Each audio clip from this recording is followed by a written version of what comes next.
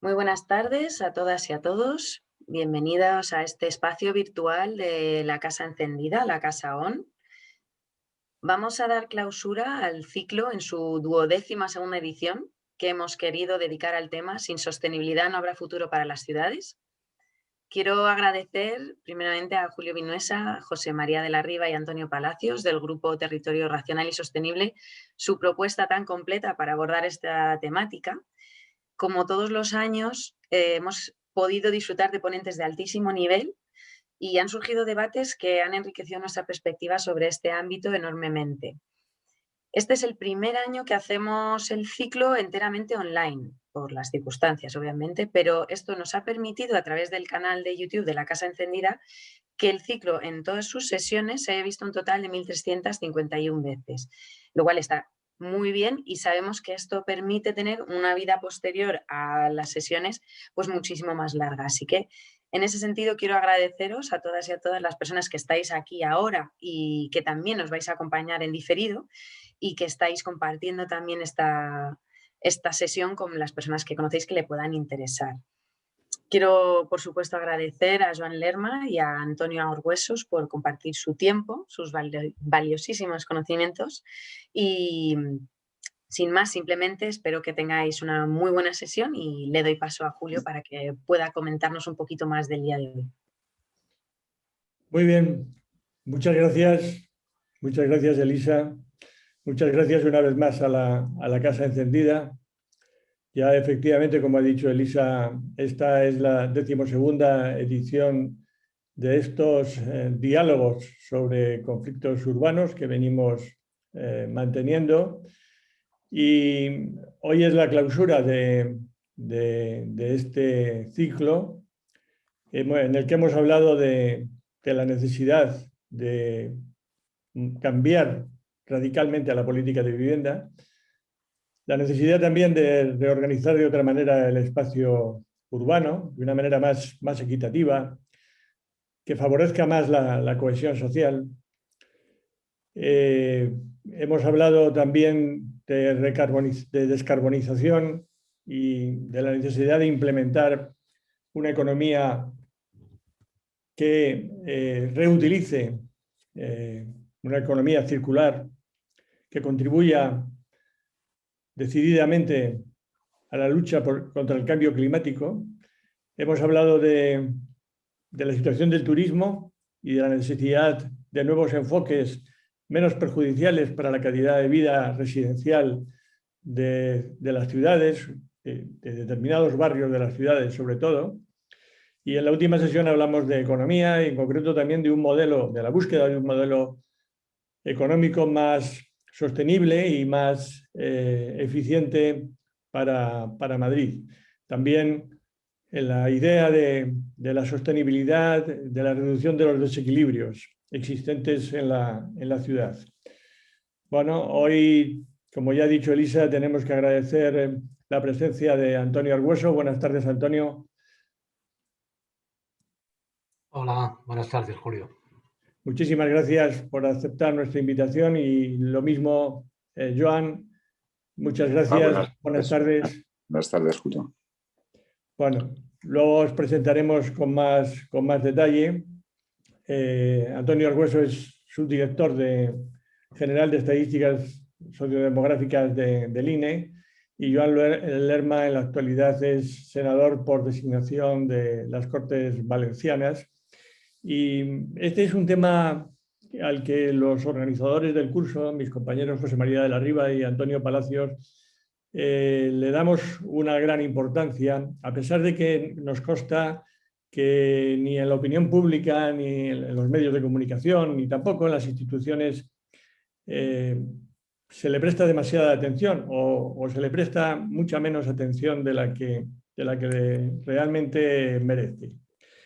Bueno, simplemente quiero advertir también antes de comenzar que, como es costumbre en nuestras sesiones, cuando terminen las intervenciones de los dos ponentes que hoy nos acompañan y el diálogo que pueda surgir entre ellos, dedicaremos un tiempo a responder, a escuchar los comentarios o las preguntas que puedan haber realizado todas las personas que hoy nos acompañan a través del chat. El profesor Antonio Palacios será el encargado de transmitir esas preguntas. Bueno, me parece evidente el tema del que vamos a hablar, que tiene de acuerdo con los ponentes que nos acompañan, tendría dos perfiles muy distintos, pero que son complementarios y necesarios los dos. En definitiva, se trata de hablar de la organización del territorio, ¿no? De las dificultades a las que se enfrenta la gestión, la organización del territorio. Por una parte, necesitamos conocimiento, necesitamos información sobre qué es lo que está pasando en el territorio, y por otra parte, también muy importante, es por qué el territorio está articulado de una determinada manera. Es obvio también que la sociedad ha cambiado mucho en términos de movilidad, no solo en los últimos años. Ya desde finales del XIX, la aparición de los transportes a lo largo del siglo XX, la irrupción del automóvil transforma radicalmente las ciudades. Hemos tratado en algunos de nuestros cursos cómo el automóvil se ha convertido en el protagonista fundamental de las ciudades que se han construido por y para el automóvil. Cada vez ha sido más fácil moverse, cada vez ha sido más fácil desplazarse. El planeta se ha hecho más pequeño, las distancias son menores, tanto en términos económicos como en tiempo y como en seguridad. Y bueno, y la revolución tecnológica que vivimos en los últimos decenios, pues hace que efectivamente sean muchísimo mayores las posibilidades de comunicarse, de relacionarse. Y sin embargo, siendo mucho más fácil moverse, también esas nuevas tecnologías hacen posible el no tener que desplazarse. Muchas veces hacen inútiles los desplazamientos físicos. Bueno, esa diferencia en las necesidades, en las oportunidades, en las facilidades para desplazarse, es un elemento fundamental en la relación de la población con el territorio, en definitiva en el funcionamiento de ese territorio. Y sin embargo, con toda esa enorme revolución que estamos viviendo, que se ha vivido en el siglo pasado y que estamos viviendo en la actualidad, pues el territorio sigue teniendo una misma estructura político-administrativa. En la Constitución del 78, pues diríamos que configuró una nueva organización con las regiones descentralizando en las comunidades autónomas, pero en todo caso también le dio más autonomía a los ayuntamientos, pero en todo caso quedó configurado, diríamos que reafirmada la división municipal y también la división provincial. Las 50 provincias españolas tienen cerca de 200 años ya, y los 8.000 y pico municipios, pues realmente en una enorme proporción no se justifican como entidades político-administrativas, como unidades de gestión.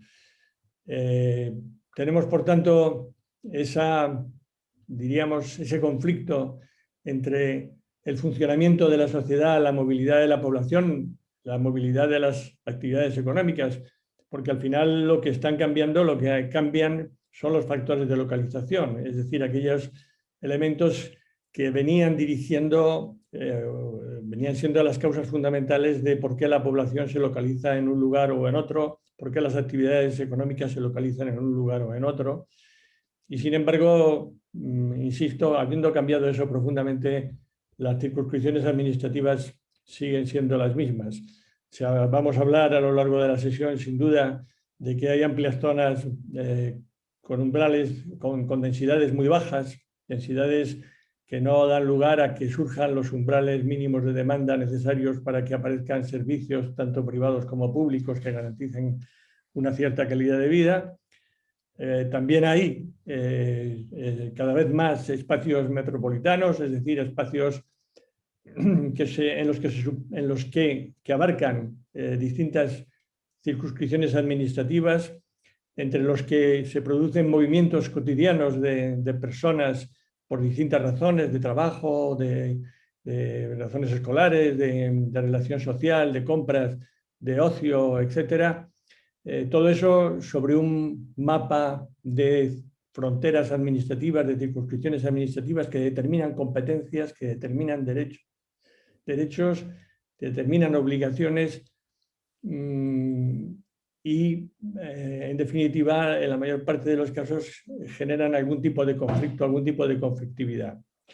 Bueno, la información estadística, como decía antes, es un elemento básico, fundamental, el conocer qué está pasando con la localización de la población y con la movilidad de la población, y de eso es de lo que, en principio, fundamentalmente nos va a hablar Antonio Argueso, que sin duda es, pues seguramente, la persona más cualificada para hablar de esto en nuestro país. Como decía antes, Antonio Argueso es subdirector general de Estadísticas Sociodemográficas, es licenciado en Ciencias Físicas por la Universidad Complutense de Madrid. Ingresó en el Instituto Nacional de Estadística mediante oposición al Cuerpo Superior de Estadísticos del Estado en el año 95, en 1995, y ya para el censo de 2011 fue el coordinador de ese censo y dirige, diríamos que es el alma de los trabajos que se vienen realizando para el censo del 2021. Para los que no estén muy al tanto, diré que tanto el censo del 2011, pero sobre todo el de 2021, suponen un antes y un después, una mejora sustancial, van a suponer una mejora sustancial, una mejora fundamental en el conocimiento de esa población. No solamente es eso, porque también dirige las estadísticas sociodemográficas y últimamente unas estadísticas de movilidad novedosas de las que él nos va a hablar. Todo esto formando parte también de organismos internacionales, es miembro del grupo de directores de estadísticas sociales de Eurostat, que, como saben todos, es la oficina estadística de la Unión Europea, y este grupo, pues, es el grupo que coordina a nivel continental, a nivel europeo, a nivel de la Unión Europea, pues las estadísticas demográficas y sociales de toda Europa. Bueno, cuando quieras, Antonio, te escuchamos con muchísimo interés. Muchas gracias, Julio. Bueno, muchas gracias a los organizadores de estos diálogos por darme la oportunidad de contar un poco mi trabajo, ¿no? Me daba un poco de miedo a mí participar después de una presentación de Julio, porque yo sé que tú, y así ha sido, que abre muchas expectativas respecto de lo que yo voy a contar, que es mucho más pobre de lo que seguramente los que me están viendo esperan, ¿no? Pero bueno, haré lo que pueda. Seguro que no. Bueno, efectivamente sí que voy a hablar un poco de esos temas estadísticos, intentando no hacerme pesado ni técnico. No se trata de eso, sino un poco de conocer lo que la estadística oficial puede aportar en el conocimiento de este tema. Y lo que voy a hacer es que, como me conozco y soy un poco caótico, he hecho una pequeña presentación para no liarme, y entonces voy a compartir pantalla para seguir un poco mejor el guión.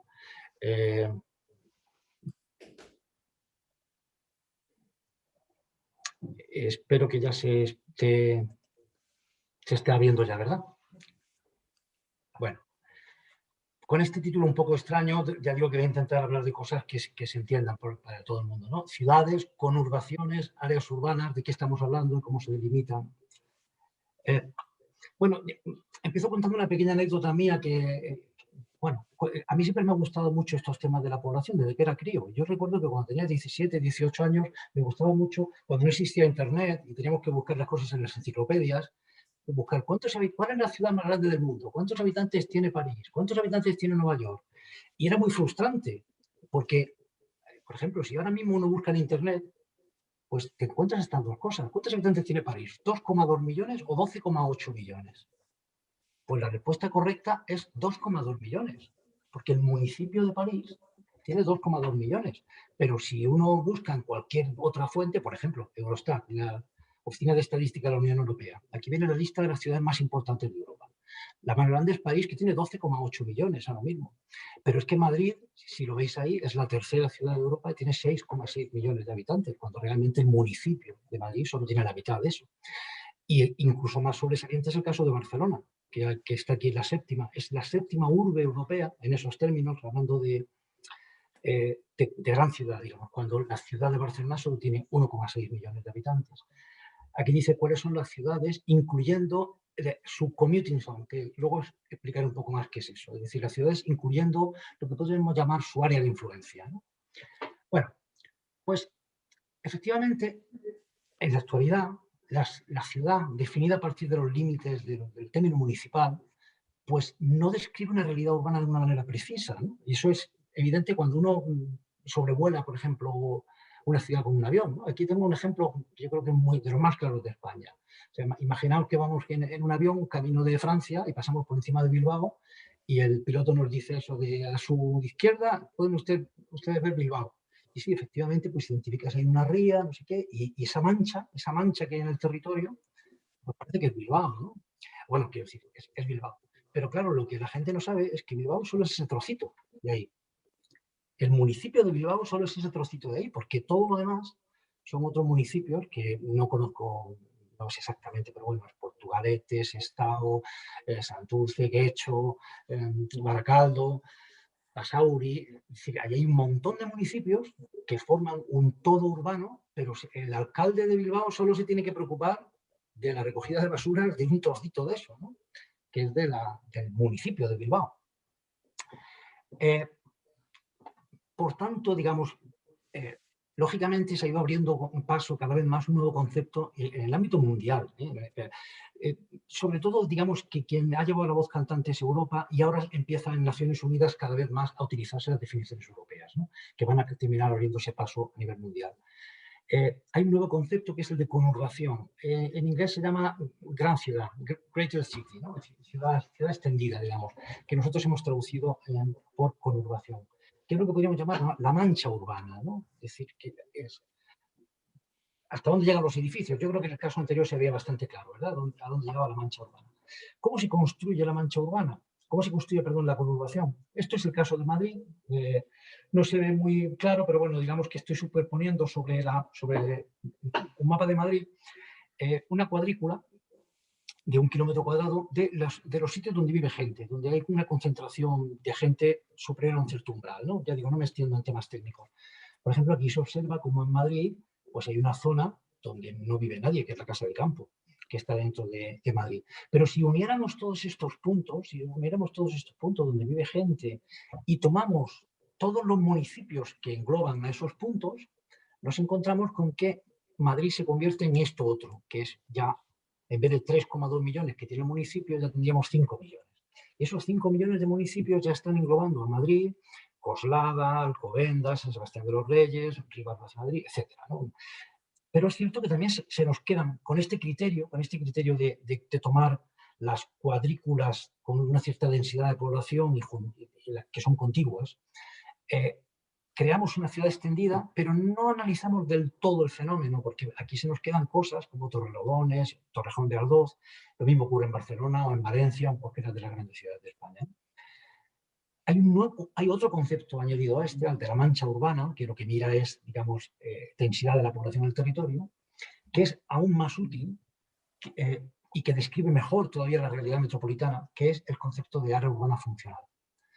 El área urbana funcional se toma con todos aquellos municipios que rodean a una ciudad y para los cuales al menos el 15% de los ocupados trabajan en esa ciudad. Es decir, Móstoles pertenece al área urbana funcional de Madrid si el 15% de las personas, de los ocupados de Móstoles, vienen a Madrid a trabajar. ¿De acuerdo? Entonces, tomando ese criterio, se construye alrededor de la ciudad otra corona más amplia que la de la conurbación, que es lo que se conoce como área como área urbana funcional. Esta es el área urbana funcional de Madrid. Estos no son definiciones, digamos, no son definiciones administrativas oficiales, son definiciones basadas en datos estadísticos y útiles para analizar estadísticamente la población, ¿no? Pero no son divisiones administrativas. Entonces, uno se encuentra con que, por ejemplo, en el caso de Madrid, esa corona metropolitana que tiene alrededor, esa área urbana funcional, está formada por muchos municipios que ni siquiera son de la Comunidad de Madrid, como vemos aquí. Es decir, el área urbana funcional de Madrid se extiende a la provincia de Guadalajara, muy poquito a la provincia de Cuenca y bastante a la provincia de Toledo, donde tenemos aquí abajo muchos municipios de la comarca de la Sagra, que pertenecen al área urbana funcional de Madrid. Es decir, esa gente, esas personas van todos los días a trabajar a Madrid. Y esto es una realidad, digamos, que implica necesidades de infraestructuras de transporte o de lo que sea, digamos, o sanitarias, quizá, no lo sé. Quiero decir, yo lo que intento es expresar la realidad estadística, no entrar en terreno que me son ajenos, ¿no? Sobre las responsabilidades digamos, de los gestores, ¿no?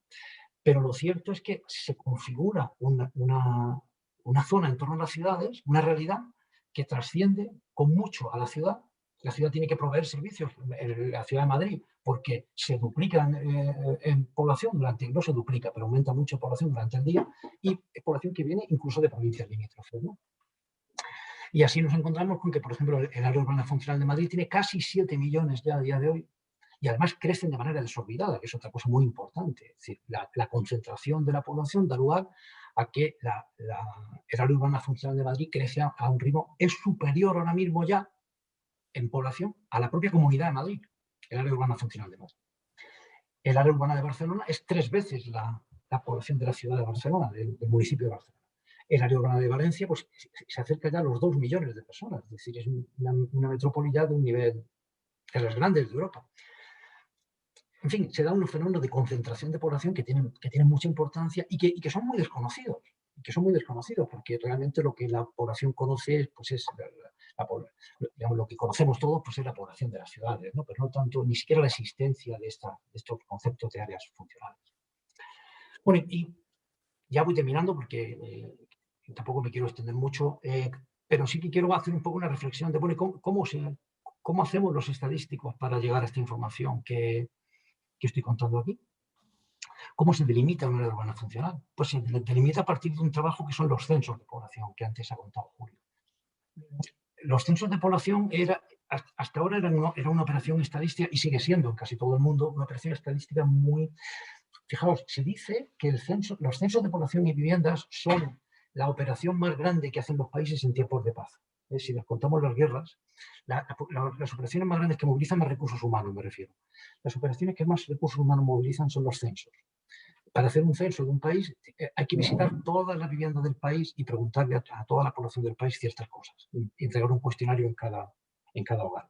Eso se sigue haciendo en el 90% de los países del mundo, y hay unos pocos países que tienen la suerte o el privilegio de no tener que hacer ya censos de esa manera. Son una docena de países ahora mismo, en 10 países concretamente en Europa, entre los cuales está España. De hecho, somos el país más grande del mundo haciendo este tipo de censos. Un censo no basado en enviar a un ejército de personas, digamos, a mandar el cuestionario a la calle, sino simplemente de utilizar la información administrativa, los registros administrativos, el padrón, la seguridad social, la agencia tributaria, para con esa información ser capaces de dar una foto del país. Hasta 2011 eso no se tenía, y se tenían que hacer censos visitando a las personas. Y entonces esta información, por ejemplo, que he contado de saber si las personas de Móstoles van a trabajar a Madrid, pues se hacía en un cuestionario que se hacía cada 10 años. Es una información muy costosa y muy imprecisa, porque se hacía una vez al año. Ahora ya no. Ahora el censo de 2021 se está haciendo ya, estamos haciéndolo ahora mismo a partir de datos administrativos y con otras fuentes como la telefonía móvil. Hago otro pequeño inciso. Fijaos lo que está pasando ahora mismo en Europa y en el mundo, con todos los países, que este es un año censal, y muchos países tienen que hacer censos, mandando gente a los hogares y con una pandemia. Ha habido países como Alemania que tiene que posponer el censo. Alemania ha pospuesto el censo. Es una situación dramática en muchos países, donde probablemente no se va a poder hacer un censo de población, y van a estar durante años sin tener actualizadas las cifras de saber cuántos son, ¿no? Cosas tan básicas como esa. Y en cambio nosotros estamos haciendo un censo sin enterarnos, sin que la sociedad se entere de que Bueno, eso de sin enterarnos tiene también su cosa, porque una de las fuentes que utilizamos es la telefonía móvil, y cuando optamos por hacer esto de la telefonía móvil nos encontramos con esto que seguro que a todos os suena. Recordaréis esto de el INE va a espiar a toda la población durante unos días con la telefonía móvil. Esto fue poco antes de la pandemia, seguro que os suena, porque suscitó un enorme debate en todo sitio, ¿no? ¿Para qué queríamos eso de los móviles? Pues porque necesitábamos tener información del desplazamiento de la gente precisamente para esto que os estoy contando. Precisamente para esto, para poder ver cómo se desplaza la gente y poder construir las áreas urbanas funcionales. Esa información la publicó el INE, y además esta información de movilidad se ha utilizado mucho durante el confinamiento también para ver hasta qué punto la gente no se desplazaba, ¿no? Que es lo que se pretendía y todavía se pretende ahora mismo, ¿no? Que, minimizar los desplazamientos. La telefonía móvil nos puede dar esta información que os voy a enseñar. Estoy ahora mismo metido en la página web del INE. En real, aquí podemos observar, pues digamos que un poco, claro, cuando estoy en Zoom esto va más despacio que... Normalmente va muy rápido, ¿no? Pero aquí, en homenaje a mi contertulio, pues me voy a acercar aquí a Valencia. Aquí podemos ver para las zonas de una ciudad, a partir de la información de la telefonía móvil, qué zonas reciben gente y qué zonas exportan gente a diario, digamos, para trabajar. Las zonas en rojo son zonas donde se recibe gente, donde fundamentalmente aumenta la población durante el día, y las zonas en azul son zonas de lo que es, digamos, donde duerme más gente de la que se encuentra a diario, ¿no? Entonces, si yo pulso en esta zona de Valencia, que es una zona moderna de Valencia, donde está la ciudad de las artes y las ciencias, pues esa zona gana durante el día casi un 60% de población respecto de las 12.000 personas que residen en ella. ¿Y de dónde viene esa población? Pues pincho aquí y me muestra que viene población prácticamente. ¿Veis que me está dibujando una cierta área metropolitana en torno a la ciudad de Valencia? Está recibiendo gente de gran parte, no solo de la ciudad de Valencia, sino de los alrededores. Y de la misma manera, yo podría ver las personas que viven en zonas, digamos, periféricas de una ciudad, como puede ser Alcácer, en Valencia, podría ver esas personas a dónde van. Veo que se desplazan por toda Valencia, y si quiero ver de dónde vienen, perdón, porque antes lo que he enseñado era de dónde vienen. O sea, si quiero ver, perdón, de dónde viene la población, de dónde vienen las personas que llegan al centro de Valencia. Perdona, Antonio, no se ve la presentación. Estamos viendo, seguimos viendo la foto del país, la imagen del país. Oh, perdón. A ver, pero me lo podíais haber dicho antes. No sabía si era un problema personal. Te lo iba a advertir al mismo tiempo. ¿Se está viendo ya? No. No. Que yo creo que todavía tienes compartida la pantalla de tu De acuerdo, voy a ordenador. compartir.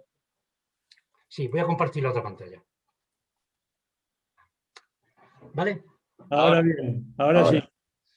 Bueno, muy rápidamente. Me he venido a la ciudad de Valencia, entonces voy a limpiar el mapa un momento. Estoy mostrando, las zonas en rojo son zonas que reciben más población, las zonas en azul son zonas que emiten población, como os estaba diciendo. Entonces, si me vengo, por ejemplo, no sé, por ejemplo, al centro de Valencia, ¿no? Estoy aquí en el centro de Valencia. Bueno, pues fijaos, en esta zona residen unas 27.000 personas y gana un 106% de población durante el día. Entonces, si quiero ver durante el día de dónde viene gente al centro de Valencia, pulso aquí y me muestra que viene gente de prácticamente casi toda la provincia de Valencia. Es decir, dibuja en torno a Valencia una área metropolitana muy, muy amplia, como veis, ¿no?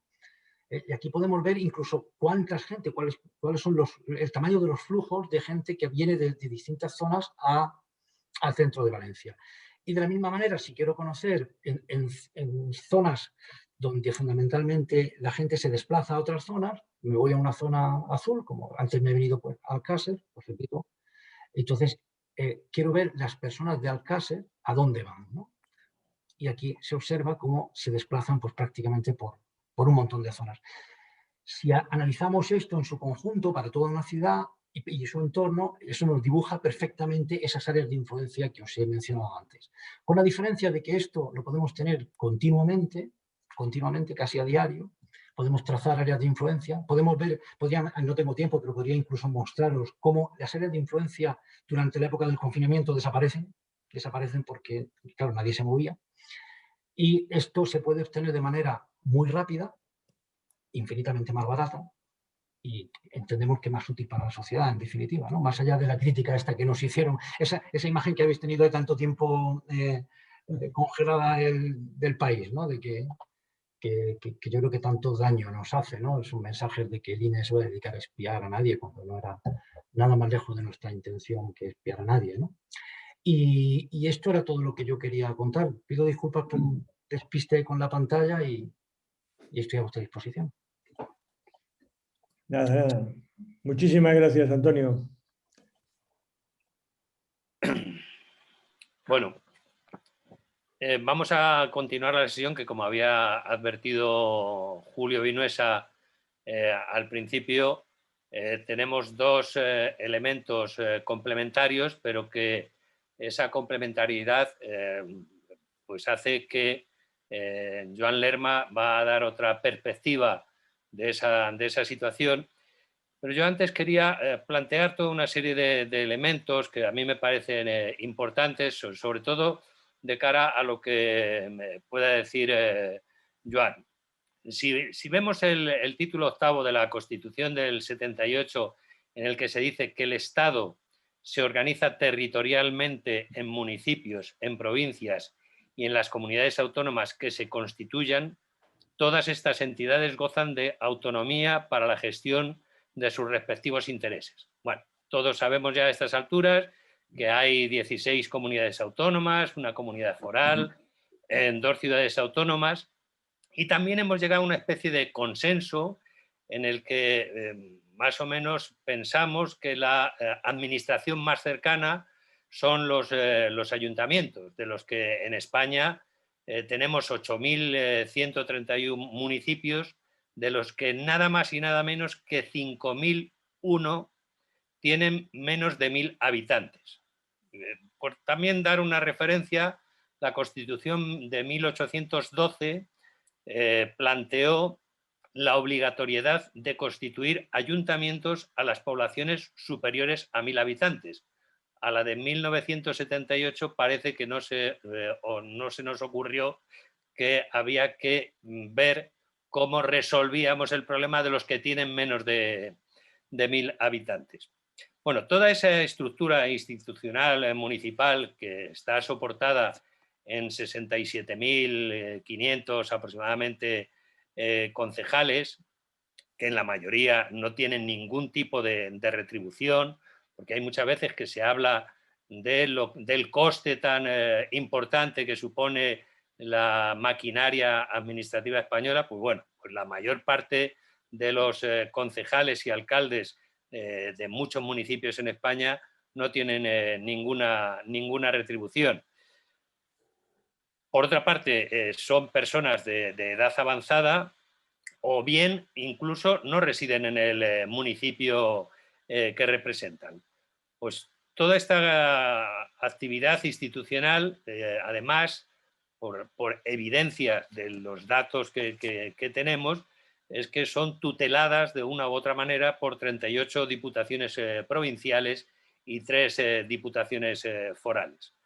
Yo creo que hay un dato, y coincidiendo un poco con algunos de los elementos para que veamos el recorrido aparentemente tan potente que hemos desarrollado a lo largo de nuestra historia.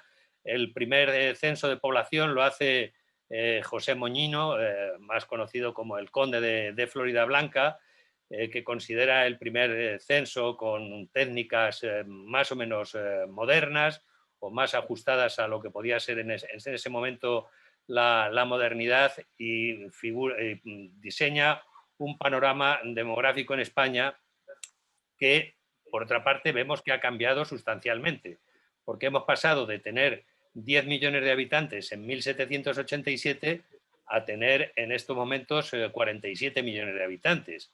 Y por otra parte, la esperanza de vida en 1787 era de 30 años y ahora es de 83 años, lo que pone de manifiesto toda una serie de cambios importantes. Pero en ese diagnóstico que nos parecía que era importante, la Unión Europea desde el primer momento pone el foco en los problemas demográficos a principios de este siglo, es decir, no hace tanto tiempo, pero ya han pasado unos años. Este problema que lo tienen la mayor parte de los estados de la Unión Europea, pero da la sensación de que cada estado tiene un problema diferente del de al lado, cuando el problema es generalizado, como bien ha puesto de manifiesto Antonio Argueso. Lo que evidencia la dificultad posiblemente de una de las mayores empeños que tiene la Unión Europea, que es la cohesión territorial. El cambio demográfico para España tiene una consecuencia muy importante sobre la diferencia del territorio, especialmente en el entorno rural. Yo creo que hay territorios para los que este problema es la mayor conmoción para la sociedad, pues poco a poco agota su posibilidad ante las modificaciones que sufre la naturaleza por causa de la acción del hombre. En España el problema del despoblamiento alcanza a cerca de 2.000 pueblos que están desiertos o deshabitados, con grandes superficies del territorio, con una densidad que no alcanza ni los 5 habitantes por kilómetro cuadrado. Por otra parte, a lo largo del último siglo, las políticas públicas, sobre todo en grandes inversiones y en infraestructuras y desarrollo industrial, han ido desmontando muchos núcleos rurales con posibilidad de subsistencia.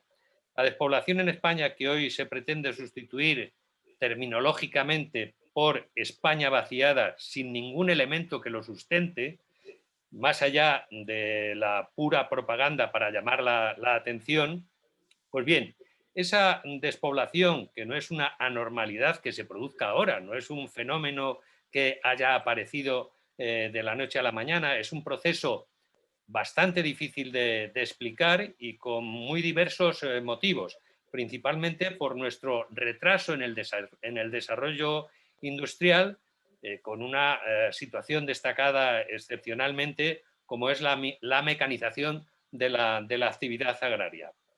Y por otra parte, con un obsoleto antagonismo entre el campo y la ciudad.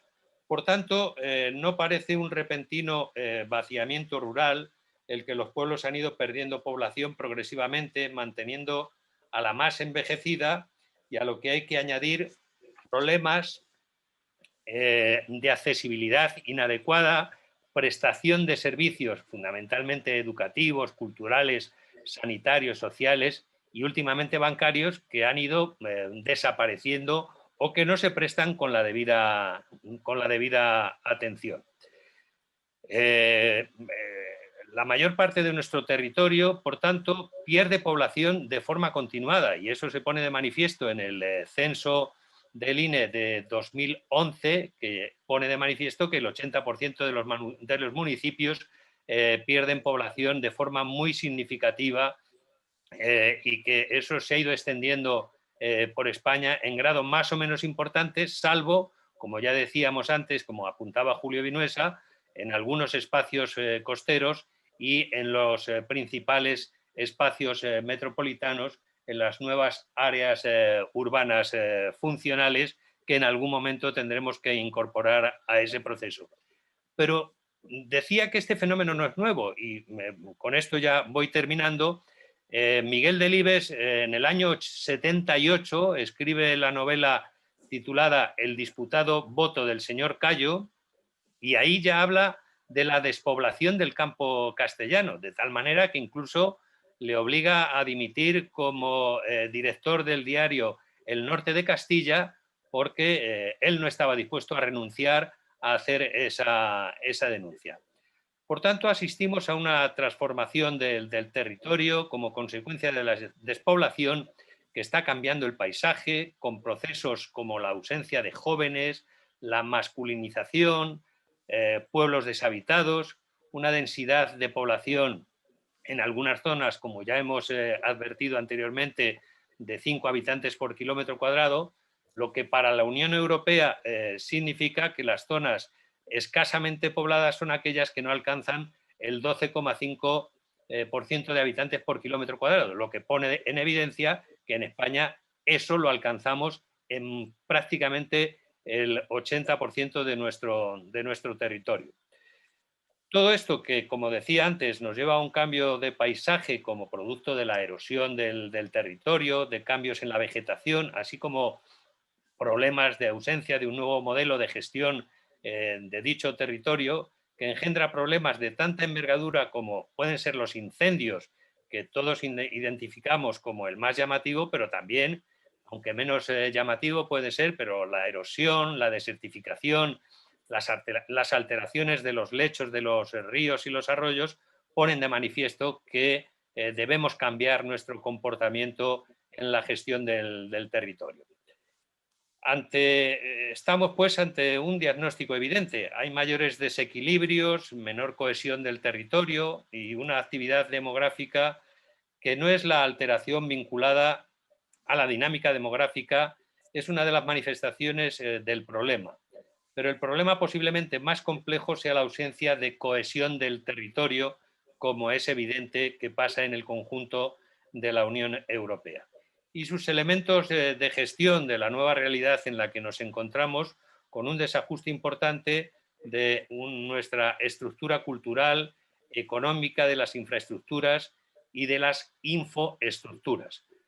Todo este diagnóstico resumido nos ha llevado a plantear en este curso, esta última sesión, una nueva organización del marco competencial sobre el territorio, y cada vez es más evidente que la competitividad entre los diferentes territorios se pone de manifiesto frente a la cooperación. Estamos en un proceso que seguramente a medio plazo una parte importante del mismo carecerá de población. Una parte del territorio no va a tener ningún tipo de población y sobre todo en el espacio rural, y las medidas políticas que hablan de brecha digital, retributiva, educativa, etcétera, ninguna de ellas se ha corregido en lo que llevamos de siglo y no parece que la estructura institucional actual tenga la capacidad de corregir en dichas brechas.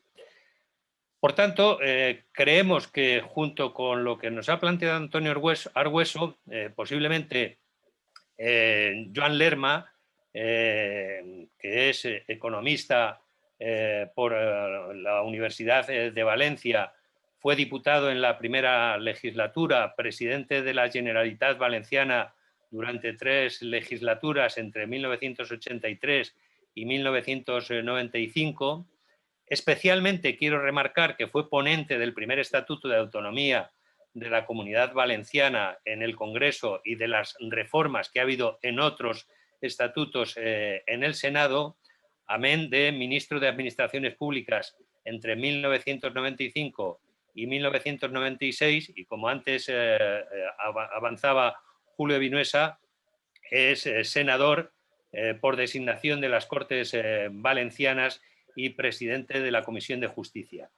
Estoy convencido que esta reflexión que nos ha llevado a traer a esta sesión a Joan Lerma es posible que nos incorpore nuevos elementos que nos haga considerar muy decididamente que debemos abordar otros modelos u otras posibilidades en el marco de la administración del territorio. Cuando quieras, Joan. Pues muchas gracias, Chema. Y muchas gracias, por supuesto, a la Casa Encendida y a todos vosotros por invitarme a compartir unas ideas aquí esta tarde. Quiero decir que, aunque no está en mi currículum porque era demasiado joven para ponerlo, yo tuve además, y por eso me ha interesado tanto la intervención de Antonio Argüeso, fui agente censal en el censo del 70, es decir, hice personalmente el censo casa por casa.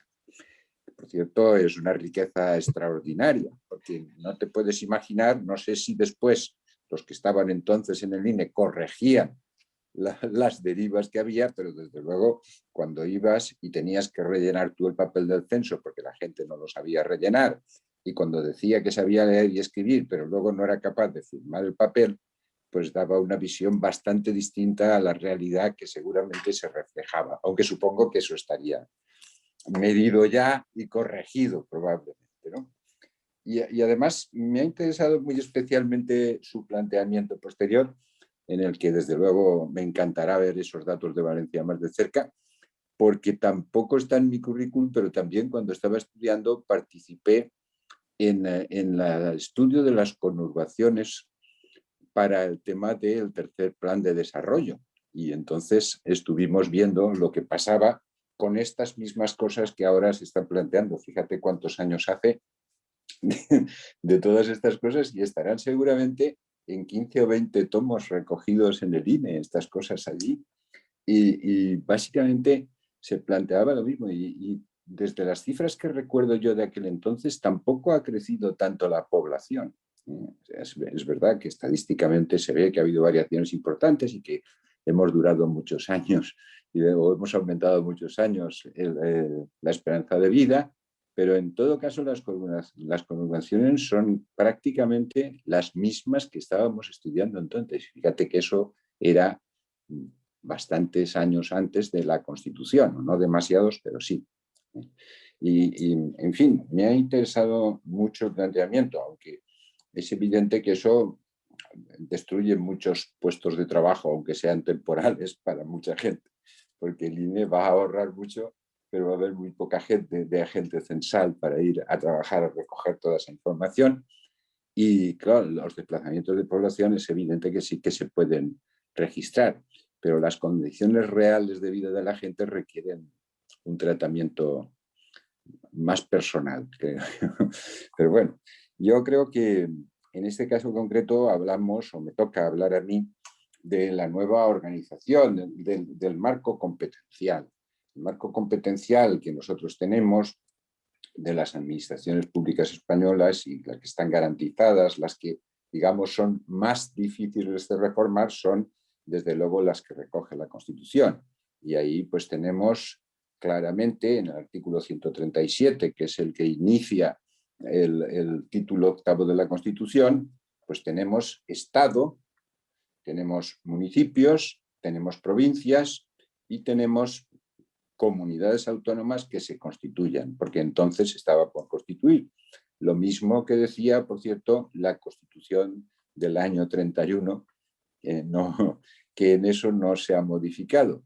Luego siempre decimos que la Constitución española se parece en el tema del aspecto territorial fundamentalmente a la Constitución italiana, pero no es verdad. La Constitución española de 1978 se parece a la Constitución española de 1931 casi como dos gotas de agua, aunque es verdad que en algunas cosas de la administración territorial hemos ido avanzando y algunas cosas están mejor perfiladas o más explicadas. Pero en cualquier caso, lo cierto es que la Constitución española de 1978 nos configura en comunidades autónomas que se constituyan. Se han constituido 17, más 2 ciudades autónomas. Podrían haberse constituido más, se podrían haber constituido más y se podrían haber constituido menos. En la experiencia constitucional que tenemos en España y en las divisiones territoriales que hemos ido haciendo, pues algunas veces nos hemos parecido a las demarcaciones de Hacienda, otras veces nos hemos parecido a las demarcaciones militares, a las regiones militares, otras veces nos hemos parecido a las divisiones eclesiásticas, pero al final, digamos que, aunque esto enfada a mucha gente, pues, a veces, siempre enfada, yo creo que lo que ha fallado en el tema de las comunidades autónomas que hemos constituido, que ahora ya son intocables, pues probablemente es que hay comunidades demasiado pequeñas en relación con otras que son demasiado grandes. Esto es por circunstancias históricas, evidentemente es porque la propia Constitución mandata a que se constituyan, digamos que las comunidades son históricas, más o menos con una cierta referencia histórica. ¿Esto es así del todo en la actual configuración autonómica? Pues no es así, pero en cualquier caso, pues igual que en el caso de la división provincial, que todavía arrastramos, que empezó con el ministro de Fomento, Javier de Burgos, y que ha continuado prácticamente igual, pasando por una ampliación de una provincia más en las Islas Canarias, que se hizo durante la dictadura de Primo de Rivera, creo recordar, pues estamos así desde principios del primer tercio del siglo XIX prácticamente. Y esto es lo que hay.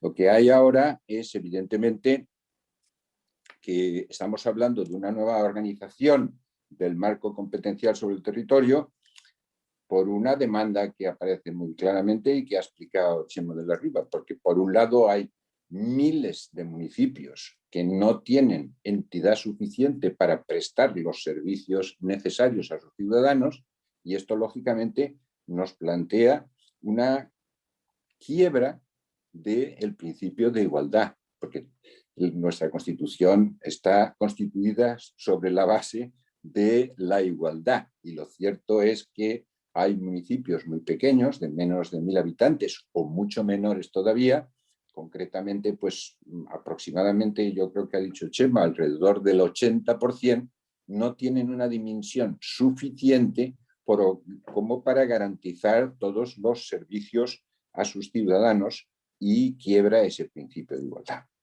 ¿Cómo se puede solucionar esa cuestión desde el punto de vista de las competencias que configura nuestro Estado de Derecho y la Constitución? Pues en primer lugar, digamos que a los efectos de los pequeños municipios, la solución puede venir por la vía de las diputaciones provinciales, que pueden asumir servicios sin menoscabo de la autonomía local.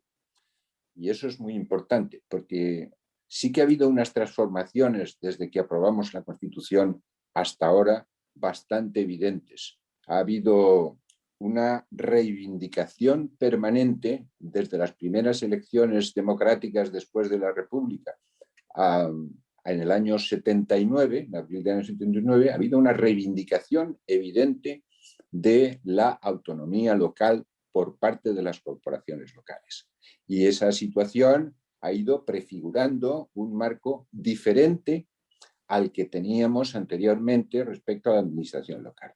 Yo creo que claramente nosotros, los ayuntamientos, que en principio tenían muy poca autonomía, a pesar de la Constitución, se han ido poco a poco prefigurando como entes claros que disfrutan de autonomía, que aunque la Constitución dice con toda claridad que disfrutan de autonomía, lo cierto es que estaban tutelados por la administración central o por la administración autonómica. Eso, insisto, ha ido desapareciendo a lo largo de los años del ejercicio, y en eso ha tenido un papel muy importante la constitución de lo que primero se llamó la Federación de Municipios y luego se llamó Federación de Municipios y Provincias Españoles, nacida para ser interlocutor con la administración central, inicialmente solo para temas que hacía referencia a su mala situación financiera, y posteriormente ya entraron en la reivindicación de lo que es la autonomía local. La autonomía local, insisto, pues, es muy querida, y cualquier cosa que tengamos que tratar desde el punto de vista local pasa fundamentalmente por el respeto a la administración local y a la autonomía. Puede venir, insisto, la vía de solución de estos municipios pequeños por las diputaciones. Pueden asumir, sin menoscabo de la autonomía local, ciertas competencias a que los municipios pequeños no son capaces de llegar.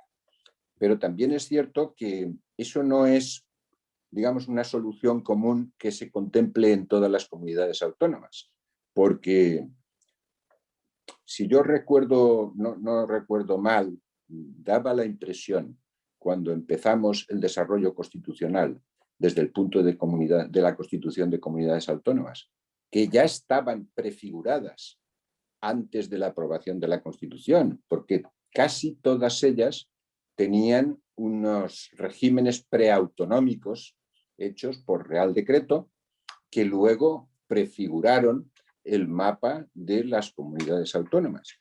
Pero no tenían, digamos, las mismas soluciones para los municipios pequeños o para la administración local en general, porque lo cierto es que muchas de ellas o algunas de ellas que hablaban, en el primer estatuto, digamos, que hablaba de las diputaciones provinciales, porque el caso del País Vasco es diferente y muy aparte, era el estatuto catalán. Y que yo recuerde, quizá el estatuto de autonomía hablaba, o fue así, integró las competencias de la Diputación Provincial de Barcelona y Tarradellas fue presidente de la Diputación de Barcelona porque era la forma de tener, digamos, competencia real antes de que se aprobara el Estatuto de Autonomía. Y de hecho, algunos de estos hablaban de integrar y coordinar las funciones propias de las diputaciones provinciales. De manera que lo que había previsto inicialmente, probablemente antes del informe Enterría, era que las diputaciones provinciales desaparecieran. Lo que después de todo eso pasó no fue solo eso, sino que fue un cierto intento de reforzar el papel de la Diputación a través de las cuales podría actuar el gobierno central para implementar sus políticas. Por tanto, digamos que hubo una marcha atrás evidente en ese tema. Pero insisto, todavía hay mucha gente que cree en muchas comunidades autónomas que no quieren imponer su modelo a los demás, pero que sí que quieren que desaparezcan las diputaciones porque hay otros entes territoriales que podrían mejor hacer ese papel de lo que lo hace la actual diputación. Es cierto que hay otras que tienen claramente establecido que la diputación es un órgano fundamental. Bueno, pues eso, insisto, es uno de los temas que puede solucionar el problema de los municipios pequeños desde el punto de vista de nuestro entramado constitucional. Puede venir también la solución para este tipo de municipios de la creación o supresión de municipios atribuida a las comunidades autónomas por el artículo 148.1.20 de la Constitución dentro de la legislación básica del Estado. Esto, pues, también suscita polémica, como de hecho ha suscitado cada vez que se ha intentado agrupar municipios, ha acabado todo en los juzgados. Y esta es una situación complicada. Como también ha acabado difícil y conflictivamente el tema de las áreas metropolitanas, porque tenemos el problema de los municipios pequeños que no pueden dar servicios suficientes y tenemos el problema de las grandes conurbaciones que necesitan otro tipo de coordinación. Eso existió antes de la aprobación de la Constitución. Existió un área metropolitana de Madrid, existió un área metropolitana de Barcelona, existió también un área metropolitana de Valencia y yo creo recordar que también el Gran Bilbao. Todas estas cosas eran, sin ninguna duda, necesidades que se planteaban. Pero esto, la democracia se los cargó. Y yo creo que, por un lado, nos deshicimos del autoritarismo que había provocado que todos los municipios, después de las elecciones municipales, quisieran desaparecer de este tipo de organizaciones y instaran a su desaparición, como también asistimos a una polémica política muy importante, creo que recordar que fue la desaparición del Gran Londres con Margaret Thatcher gobernando, que de hecho fue un mazazo muy importante para la coordinación y que parecía que para el gobierno de la Gran Bretaña era como una alternativa a su gobierno y por eso desapareció. Pero con ello desapareció, digamos, un instrumento muy importante de coordinación, como desapareció en España, y aunque hemos intentado reconstruir a base de administración local, de hecho, y de mucho consenso, no hemos logrado suficientemente que esa coordinación haya funcionado adecuadamente.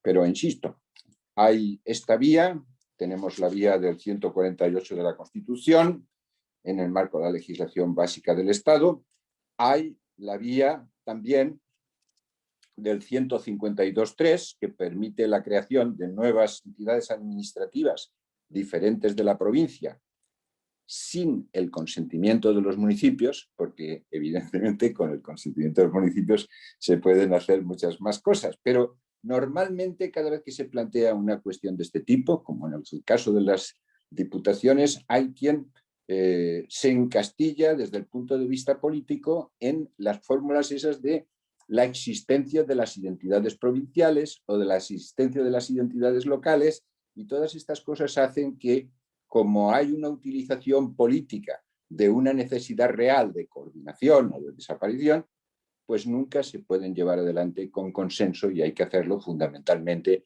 a través de la legislación.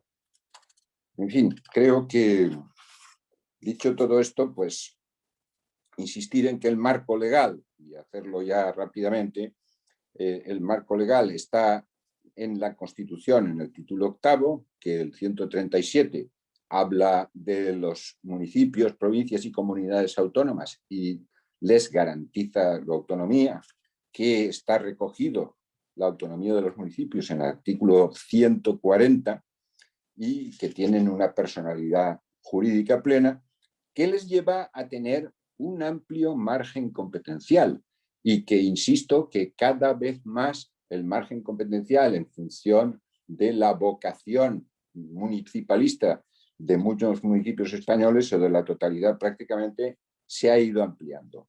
Tanto se ha ido ampliando que hemos llegado básicamente a lo que no era la previsión constitucional española, que es que nos parecemos ya mucho desde el punto de vista de la autonomía local, nos parecemos mucho a la Constitución alemana, que es lo que ha sido sirviendo, no en origen, pero sí posteriormente, como modelo desde el punto de la reivindicación de la autonomía local.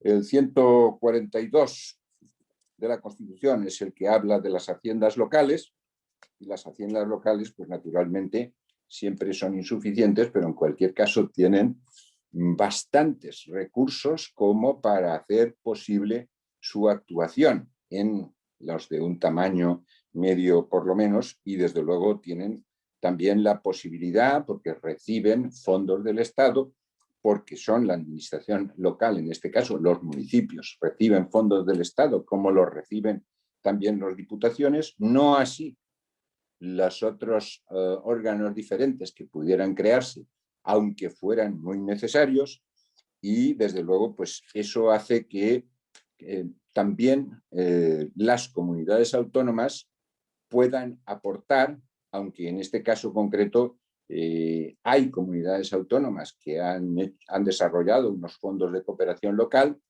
y hay otras comunidades que no lo han hecho, porque para eso no hubo transferencias a las comunidades autónomas. Y sí que es cierto que aunque hay sentencias de constitucional en el sentido que quien tiene que pagar ese fondo de administración local son las comunidades autónomas solamente hacen de pagadora de los fondos que transfiere el Estado y nada más. Aunque, insisto, hay comunidades autónomas que sí han creado sus propios fondos de administración local, aunque puedan condicionar naturalmente las actividades que se realizan con ellos.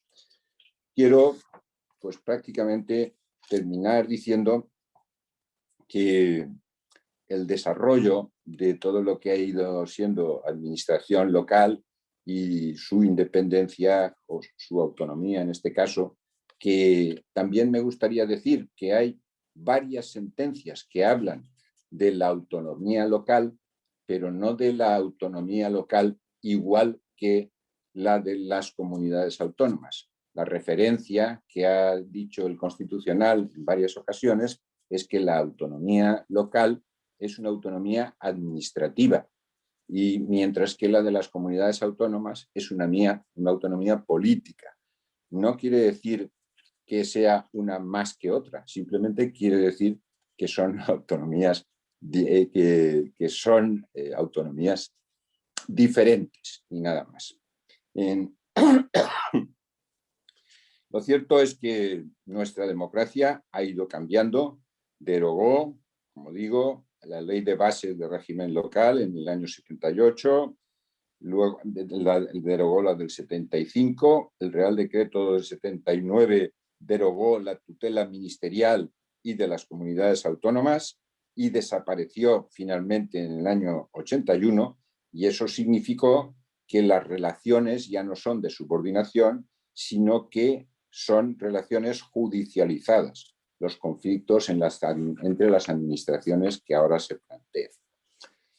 Y luego, pues posteriormente, digamos que lo que tenemos que plantearnos ahora es, en primer lugar, se está abordando, como ha dicho Chema de la Riva, en muchas instituciones, los temas de la España vaciada. Vaciada ha sido, digamos, un avance político, porque como si hubiera alguna intencionalidad detrás. Vacía se llamó inicialmente, que era una feliz expresión, o que hizo fortuna en su día y luego se repitió muchas veces y tal, y vaciada supondría alguna intencionalidad. No es así. Yo creo que si hubiera habido intencionalidad de vaciar, pues probablemente sería más fácil de solucionar que como lo tenemos ahora, y por tanto, pues vamos a ver cómo se puede solucionar sabiendo cuáles son los hitos que la Constitución garantiza y qué cosas no se pueden cortar. Porque si hubiéramos de hacer alguna reforma constitucional para fijar un marco jurídico diferente a la administración local, pues yo creo que tendríamos por delante una tarea muy complicada, al menos en los momentos en los que estamos ahora. Me gustaría añadir una cosa ya para cerrar, que todos los problemas de la autonomía local, ahora hay que tener en cuenta además que hay una regulación supranacional, y en este caso concreto, digamos que la Carta Europea de Autonomía Local que aprobamos en el año 1988 obliga a que cualquier solución que se busque para abordar el problema de coordinación, fusión, supresión o otro tipo de organizaciones diferentes a las que tenemos, debe interpretar la Constitución de acuerdo con esa carta y, por tanto, de acuerdo con la autonomía local, lo que sin ninguna duda dificultará bastante más la solución de coordinación si no es evidentemente consensuada con las administraciones locales españolas. Y dicho esto, pues nada más, a vuestra disposición y agradecido por todo. Muchas gracias, Joan.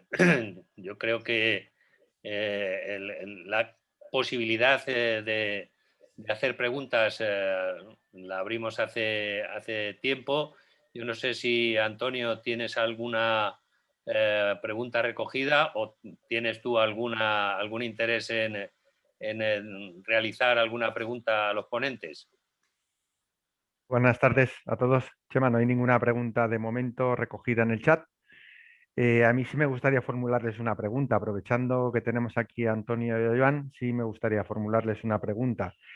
Al hilo de lo que han ido planteando, con dos, creo que muy buenas exposiciones, con dos cuestiones claramente diferenciadas, sí parece que ha quedado de manifiesto que efectivamente, y también la literatura, ¿no? Argumenta en el sentido de que hay un número excesivo de municipios en este país.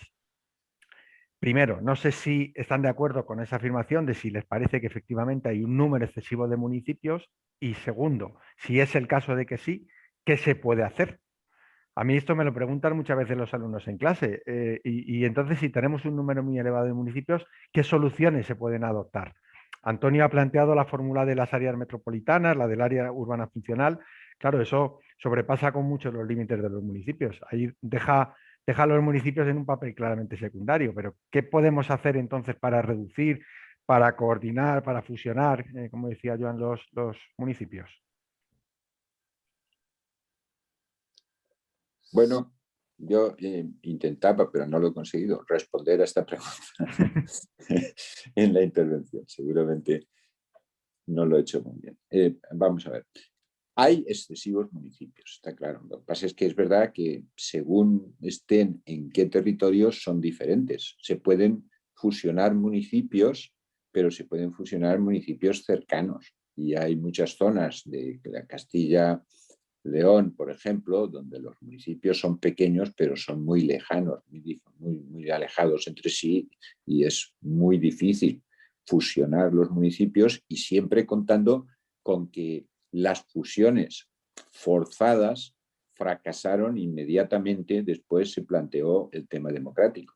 Y lo que yo he conocido a lo largo de los años de mi gestión, que tenía atribuidas estas cosas de las fusiones o secesiones, eran siempre secesiones. Nunca planteó nadie la posibilidad de fusionar. Y desde luego estaban muy podridas las relaciones siempre, y habían acabado siempre en los tribunales. ¿Qué se puede hacer? Pues yo ya he dicho que, por un lado, que tengan la colaboración de las diputaciones provinciales, en el caso de que las haya, que se pueden hacer cargo de muchos servicios que no pueden dar los pequeños municipios, y eso sería pues una solución. Hay otro tipo de organizaciones territoriales que se pueden solucionar, que pueden ayudar a la solución también, y que son voluntarias de los ayuntamientos, es decir, la creación de mancomunidades para gestionar servicios de manera común y, por lo tanto, digamos que más barata en principio, aunque la distancia es muy importante desde el punto de vista de los costos. Y hay también pues otro tipo de organizaciones territoriales, como las comarcas, que tienen algún tipo de tradición en algunas comunidades autónomas, y que si viéramos a veces los flujos estos que hemos observado al principio del INE, pues nos daríamos cuenta que también tienen una cierta funcionalidad. Entonces esto podría servir para que los municipios tuvieran unos servicios adecuados, aún teniendo poblaciones pequeñas. Perdón, hay experiencias de fusiones municipales en otros países europeos. Además, fusiones drásticas. Hay un comentario en el chat que dice, de Carlos Carrasco, que dice: Chile tiene 346 municipios, la provincia de Guadalajara tiene 289. Bueno, en otros países, creo recordar ahora que, por ejemplo, Dinamarca redujo de una manera drástica el número de municipios. Seguramente es que la realidad es distinta, y hablamos de municipios y estamos hablando de cosas distintas, por más que todos sean homologados como municipios. Pero ¿no sería posible actuar de una manera, diríamos, más en favor de crear una normativa reguladora de coordinación que favoreciese la coordinación y la cooperación territorial? Es decir, que los propios municipios se viesen impelidos a unirse para obtener determinadas ventajas. Pues no sé si a través de las diputaciones, a través del Estado. Bueno, pues de la misma manera que ya existen algunas fórmulas de cooperación intermunicipal, pues hacer esto con una base reguladora, legislativa, y una voluntad política más decidida. Sí, esto existe ya, o sea que hay muchas mancomunidades. En el sitio donde yo vivo sí que hay mancomunidades, y que son estimuladas por las comunidades autónomas, ayudándoles a financiar los servicios, los costes de los servicios, también por las diputaciones, para hacer posible que los municipios se adhieran y tienen una organización de la mancomunidad que está estructurada perfectamente y saben lo que mancomunan y, digamos, los beneficios que les supone porque tienen subvenciones, son voluntarias, es decir, y afortunadamente la voluntariedad, la zanahoria funciona y eso hace que se agrupen muchos y tengan posibilidades. Lo que pasa que son municipios bastante cercanos, algunos bastante poblados y tal, y ahí sí que funciona. Donde son los municipios pequeñitos y muy distantes es un poco complicado. Pero sí se podría hacer esa regulación, pero esa regulación normalmente correspondería hacerla a las comunidades autónomas, a los parlamentos. Sí, es que además, Joan, yo creo que casi todos los análisis que se hacen, al menos desde el punto de vista institucional, se apoyan mucho en la pérdida patrimonial física que significa y por tanto la necesidad de estructurar algunos modelos que acompañen a los servicios más necesarios e inmediatos. Lo que a mí me da la sensación, y yo no sé si tú tienes esa percepción, me da la sensación de que hay demasiado olvido de lo que es el patrimonio inmaterial. Es decir, nuestra cultura, nuestra estructura de raíces, en la medida en que va apareciendo la despoblación de una manera muy importante, va aniquilando una parte muy seria de lo que es nuestro acervo cultural, nuestra estructura de tradiciones, etcétera, que con algunas fórmulas de cooperación yo creo que se podrían por lo menos salvar en lo más esencial. Sí, vamos a ver, pues, en estos temas de la despoblación, en realidad, ha hecho fortuna y hemos empezado a hacer cosas y se están haciendo, digamos que, investigaciones en los parlamentos respecto a las posibilidades que existen y también en las comunidades autónomas. Y hay mucha comunidad autónoma que está ayudando a volver a repoblar, estimulando, metiendo gente en determinados municipios que se van repoblando y estamos empezando en esto, pero yo creo que esto dará algunos frutos. Siempre, claro, hablando aquello de que a veces haces la carretera y se marchan, ¿no? Bien, pero claro. es difícil ir contra la dinámica económica, pero en cualquier caso, en la situación en que estamos ahora, en que se puede teletrabajar desde cualquier sitio, digamos que estimulando un poco podemos recuperar una parte importante de nuestras zonas despobladas y también del ámbito cultural, porque cuando metes a una gente que tiene mayores relaciones, que está bien conectada, etcétera, y tal, digamos que el ambiente cultural se enriquece mucho y eso puede hacer mucho por mejorar la situación. Antonio, yo quería preguntarte, antes has puesto la portada o la noticia del País denunciando, poco menos que denunciando que el INE quería espiarnos, ¿no? Efectivamente, yo pienso, claro, soy un demandante de datos demográficos desde hace muchos años y por tanto soy parte interesada, pero yo creo que ahí todavía hay cada vez más, no todavía, sino cada vez más, una diferencia enorme entre la información de que dispone el Estado, las administraciones públicas, y la información de la que van disponiendo las administraciones, las empresas privadas. Primero, ¿estás de acuerdo conmigo o no en que hay una enorme diferencia? Es decir, que el INE sabe menos que muchas empresas privadas, cosa que no debería ocurrir.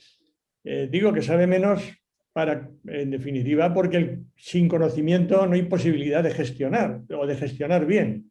Yo estoy hablando de la necesidad de conocer para que las administraciones puedan gestionar bien.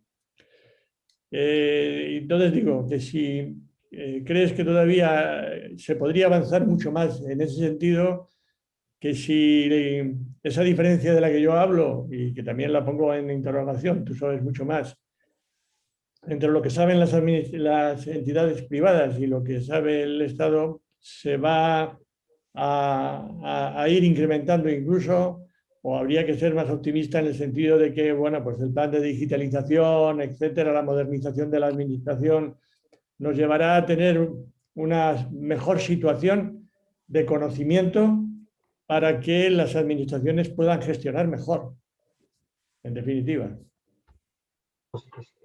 Es un racimo de preguntas importantes que cuesta trabajo sintetizar, ¿no? Y quizá, tampoco quiero extenderme porque seguramente, bueno, es verdad que ahora con motivo de la pandemia ha aparecido mucha información sobre cómo se distribuye la gente, tal, que facilitada por Apple o por Google, que se eligen en cierto modo ahora un poco como en gurús de la información. Y esa es una pregunta que nos están haciendo continuamente, ¿no? ¿Hasta qué punto ese conocimiento que tienen las empresas privadas nos va a situar a los proveedores de información pública, de estadísticas públicas, digamos, en agentes secundarios, ¿no? Pues la verdad es que, a ver, sin decir que eso no sea del todo así, lo que hay que decir es que en muchos casos no es así.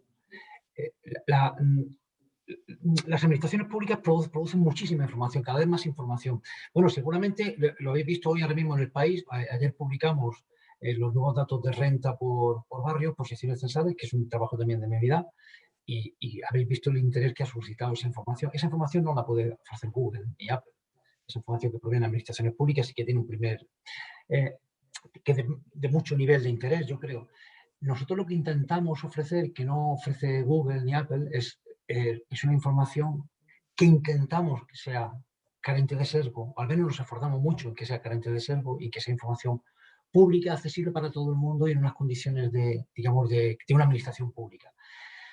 Con el tema de la telefonía móvil, precisamente, y esto es largo de contar, pero cuando nosotros nos hemos enfrentado desde el INE a trabajar con información de la telefonía, uno descubre que muchas veces los operadores de telefonía móvil explotan información a veces con falta de conocimiento, no de su negocio, pero sí de factores demográficos que están ahí. Por ejemplo, es muy fácil muy fácil para un operador de telefonía conocer cuántos móviles se mueven, pero ellos no saben qué parte de la población están viendo en cada momento. ¿Qué pasa con los móviles que no se mueven? No lo saben. Y entonces, eso, por ejemplo, con el roaming, con los extranjeros, da lugar a que los datos pueden ser absolutamente descabellados lo que te pueda ofrecer un operador. Apple conoce a sus usuarios de equipos Apple que tienen además la geolocalización activada y qué pasa con los que no están haciendo eso. Entonces, ellos, no digo que no les importe, pero prima otro tipo de intereses que hace que a veces es información muy brillante, que parece que esa es la información porque es muy rápida de entregar, pero si el 10% de los usuarios, si esa información está obtenida por el 10% de la población, ¿qué pasa con el otro 90% de la población de la cual no están dando información? No sé, yo creo que nosotros tenemos al menos una visión de universalidad, que a veces eso se te obliga a dar la información más tarde y es más difícil, pero que tenemos mucho papel que jugar, entiendo yo. No soy tan pesimista como otros muchos respecto del papel que las administraciones públicas y en particular la estadística pública tienen en el futuro, ¿no? Siento haberme extendido mucho quizá en la respuesta. No. Si yo lo decía al principio y con tu intervención ha quedado constatado y sobre todo ha habido poco tiempo para hablar de lo que puede ofrecer y lo que va a ofrecer el censo de 2021, que en definitiva es consecuencia de la información que le producen distintos registros vivos de la administración pública. En definitiva, que se ha avanzado muchísimo y se está avanzando mucho. A mí lo que me preocupa es que ese avance supone la posibilidad de mejorar nuestro conocimiento sobre el funcionamiento de la sociedad, de muchos aspectos, como por ejemplo, uno para el que soy especialmente sensible, pues es el de la vivienda, ¿no? Realmente es difícil de explicar que no sepamos exactamente cuántas viviendas hay y a qué se están y cómo se están utilizando, ¿no? En tiempo real casi, ¿no? Porque porque se podría hacer, ¿no? Y sería necesario pues, seguramente para afrontar mejor determinados problemas relacionados con la vivienda, ¿no?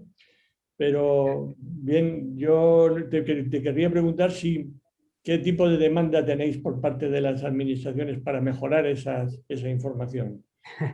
Todo hay más. O sea, ahora mismo el tema de la vivienda vacía es un tema que yo creo que obsesiona al país entero, saber cuántas viviendas vacías hay, y la presión, pues claro, nos queda también a nosotros, ¿no? Por intentar determinar cuántas viviendas vacías hay.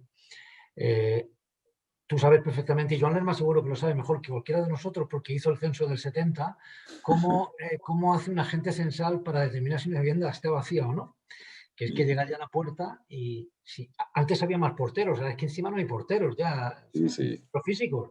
Y entonces la gente mira el edificio y dice, bueno, pues aquí, no sé, bueno, y se supone que el 10% de las viviendas están vacías o el 15%, el 20%, y esa es la información con la que el país, no con la que España ha vivido, sino con lo que todos los países del mundo viven a día de hoy. La información sobre viviendas vacías sale de los censos, que son agentes censales que recorren el territorio. Y es una información que tiene sus limitaciones. Nosotros ahora estamos trabajando con el tema del consumo eléctrico, intentando a partir del consumo eléctrico determinar cuántas viviendas vacías hay. Al menos si no vacías, por lo menos dar a la sociedad información de cuántas viviendas tienen tal cantidad de consumo o tal otra, que es compatible, digamos, con un grado de ocupación mayor o menor.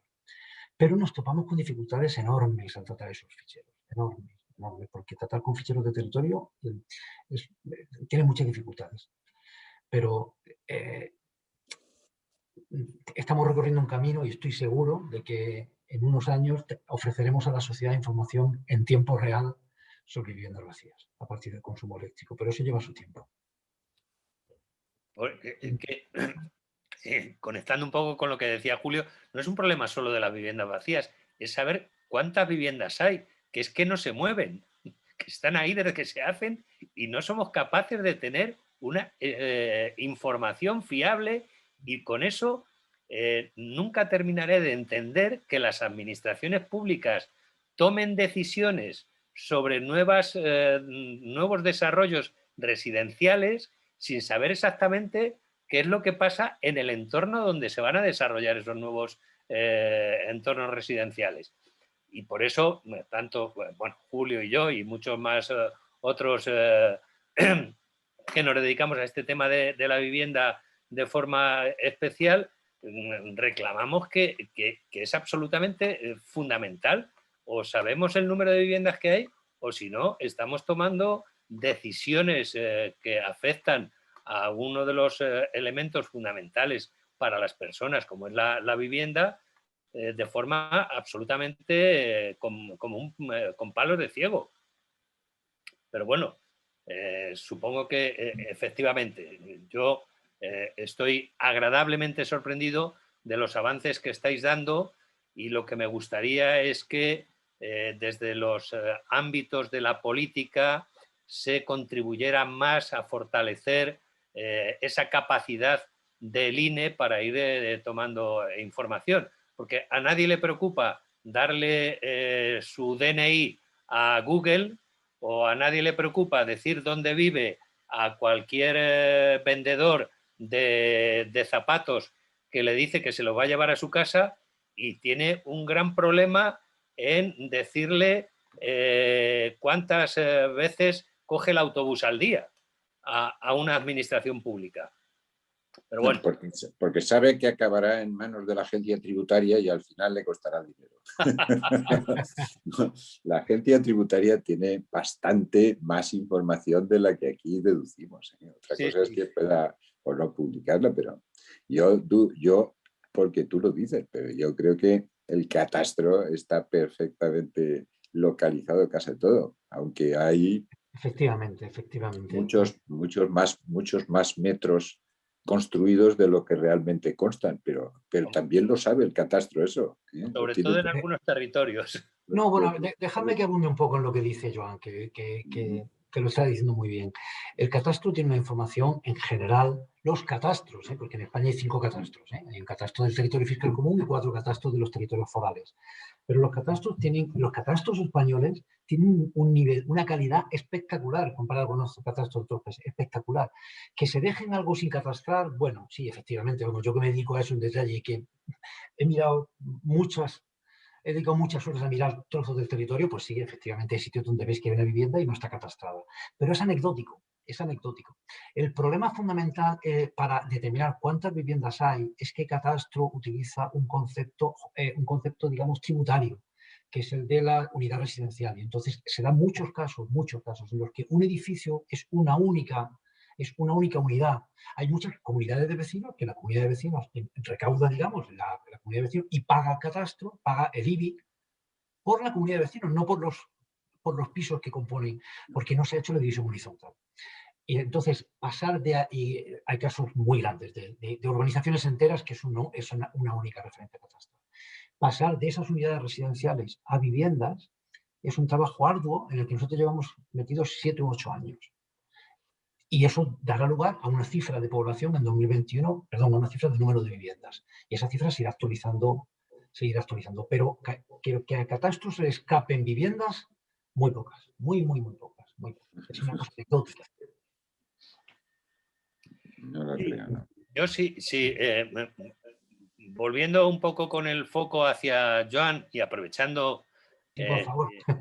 que tiene mucha experiencia, no solo en el ámbito de la política, sino en otras muchas facetas, pero muy especialmente me consta que en el Senado tiene un papel más relevante de lo que mucha gente conoce.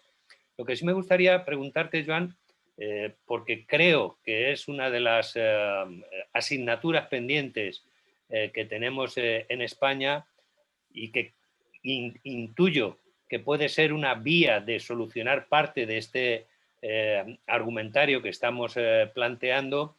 ¿Qué posibilidades hay de transformar el Senado en una Cámara realmente territorial que pueda dar amparo a un nuevo modelo de ordenar las relaciones entre las instituciones que tienen competencias sobre el territorio? Bueno, de reformar desde el punto de vista constitucional el Senado, estamos en una situación muy mala para iniciar. Yo creo que desde que se planteó el final de las mayorías absolutas o del bipartidismo, etcétera y tal, pues cada vez estamos en una situación más complicada. Y además ahora, pues desde el punto de vista de... hemos hecho, en cada última de las legislaturas, hemos hecho una comisión para la reforma del Senado.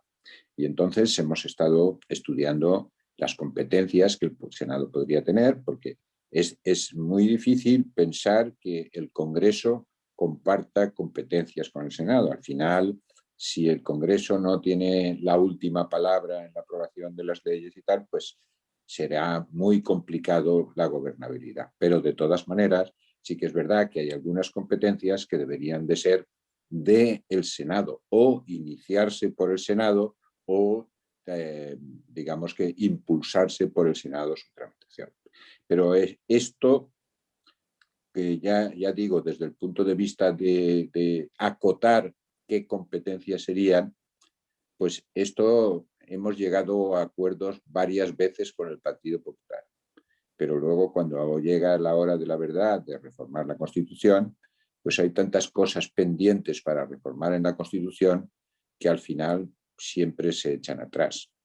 Eso, por no hablar también de que el Senado es una Cámara de segunda lectura en el que teóricamente pues, no están los líderes de los partidos políticos y tampoco les hace demasiada ilusión compartir protagonismo con el Senado, porque lo cierto es que sin reformar nada podría haber determinadas iniciativas que se plantearan en el Senado. Por ejemplo, pues cuestiones relativas al control territorial deberían de llevarse al Senado pero no se llevan. Se llevan el debate sobre los temas catalanes nunca se hace en el Senado, se hace siempre en el Congreso. O el debate sobre el plan Ibarretxe y las cosas que en su día se plantearon siempre se hizo en el Congreso. O cualquier fórmula desde el punto de vista de simplemente hablar de las competencias municipales, etcétera y tal, y qué podríamos reformar, aunque existe una comisión de entidades locales en el Senado que no existe en el Congreso y hace estudios de por dónde deberían ir las cosas y tal, lo cierto es que al final todo acaba en el Congreso. Y insisto, eso no sería materia de reforma constitucional, sería simplemente que la voluntad de los partidos políticos se pusiera de acuerdo en hacerlo a través del Senado. Y yo creo que sería además muy positivo, porque sería una fórmula de implicar a las comunidades autónomas en la gestión global. Es decir, se hizo una reforma, me parece recordar que fue en el año 94 del Senado, que fue una reforma reglamentaria, pero muy importante, en el sentido de que fue la que creó la Comisión General de las Comunidades Autónomas. Y entonces se estableció que ahí, cada vez que hay una reunión de la Comisión General, pues aparte de estar los senadores y el gobierno debatiendo, también asisten o pueden asistir las comunidades autónomas. Pero precisamente porque las comunidades autónomas en sus temas tienen tanta o más información de la que tiene el gobierno, a los gobiernos no les gusta ir a debatir a esa comisión general, de manera que en la comisión general pasa inédita en casi todas las legislaturas, a pesar de que en el reglamento del Senado se dice que tiene que haber un debate de política autonómica al año. Como máximo van una vez en toda una legislatura y ya no vuelve ningún presidente más. ¿Por qué? Pues por eso, porque el que tienes de interlocutor no es el senador nada más, que tiene una información parcial, sino que además tienes de interlocutor 17 gobiernos y dos ciudades autónomas que tienen la misma información o más que tú. Y a la gente pues no le gusta que le discuten. Y eso, insisto, que eso que fue una reforma muy importante del reglamento del Senado y que no era reforma constitucional, no ha funcionado.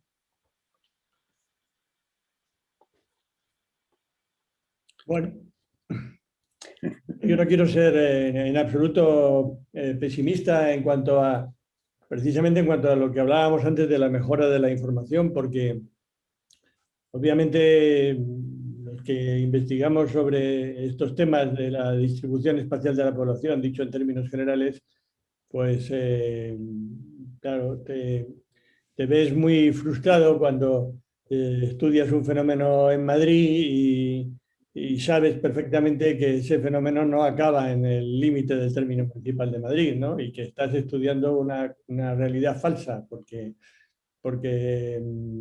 la diferencia desde el punto de vista de ese fenómeno sociodemográfico, sea el que sea, o de la vivienda entre Madrid y Getafe, por decir algo, o San Sebastián de los Reyes o tal, pues el límite administrativo sí supone un cambio de competencias, supone una adscripción administrativa de los ciudadanos. La georreferenciación, Antonio, de los datos es una solución, sobre todo a efectos de la investigación y del estudio. Va a ser tan general y tan amplia como para poder prescindir de los ámbitos municipales, de los términos municipales. Sí. O sea, eso, en el censo de 2021, toda la población va a estar perfectamente georreferenciada tomando como coordenadas las coordenadas de las parcelas catastrales donde vive la población. Eso ya a día de hoy tenemos enlazado por encima del 98% de la población, por tanto el margen de error es muy pequeño. Entonces nosotros sí que vamos a poder permitir que los usuarios de la información del censo puedan hacer cualquier tipo de estudio independientemente de las divisiones administrativas. Sí.